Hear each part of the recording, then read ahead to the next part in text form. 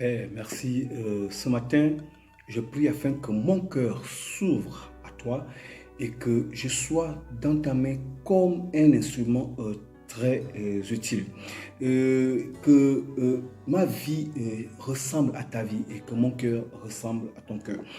Sois glorifié ce matin dans ma vie et Seigneur, je veux refléter, je veux être une odeur de vie pour ceux qui sont destinés à la vie et que ta gloire resplendisse autour de ma vie et autour de tout ce que j'entreprends au nom puissant de Jésus-Christ.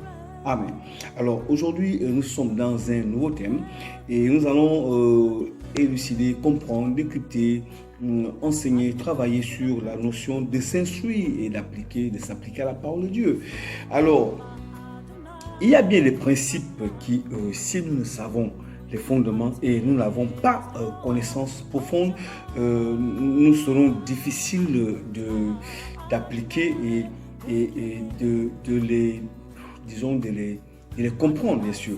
Alors, Jésus, de ce fait, demande aux disciples ceci. Avez-vous compris toutes ces choses? Et ils lui répondent, oui. Là, c'est dans Matthieu chapitre 13, verset 51. Alors, alors il continue, il dit, c'est pourquoi tout scribe instruit de ce qui regarde. Le royaume des cieux est semblable à un maître de la maison qui tire de son trésor des choses nouvelles et des choses anciennes. J'aime bien la version Parole de vie qui dit, Jésus demande à ses disciples, est-ce que vous avez compris tout cela? Ils lui répondent, oui.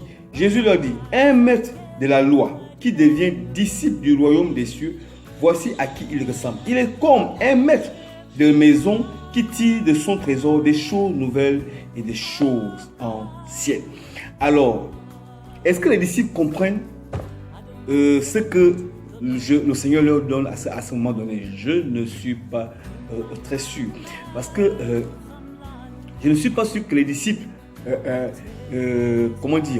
savaient que au bout de 40 ans, ils devaient devenir des scribes, ils devaient devenir des véritables maîtres et qu'ils devaient donner de leur vécu ceux qui avaient besoin et ceux qui désiraient avoir la connaissance et que en fait au fur et à mesure ils devaient comprendre la profondeur des enseignements de Jésus-Christ et devenir des témoins de ces choses.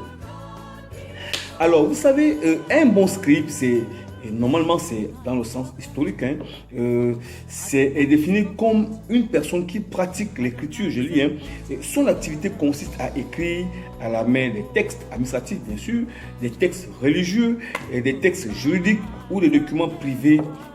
Et il est assimilé à un copiste ou à un écrivain public. Vous savez, dès lors qu'on écrit déjà un document, vous savez, la Bible a été écrite. La Bible déclare que toute écriture est inspirée de Dieu pour instruire, pour corriger et pour enseigner, comme Dieu a fait qu'il devienne accompli. Alors, sachez-le, quand Matthieu a commencé à écrire, il ne savait pas qu'il devait être inscrit. À cet instant, il devenait inscrit. Et à ce moment donné, lorsque Jésus leur parle de tout scribe, il leur donnait déjà en prélude ce qu'ils devaient être et ce qu'ils devaient comprendre et ce qu'ils devaient faire et ce qu'ils devaient savoir en profondeur de ce qui concerne le royaume des cieux. Et c'est important.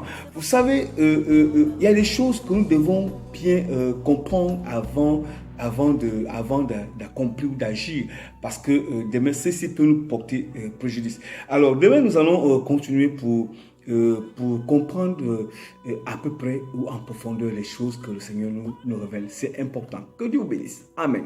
Sachez-le, scribe, vous l'êtes aussi. Que Dieu vous bénisse.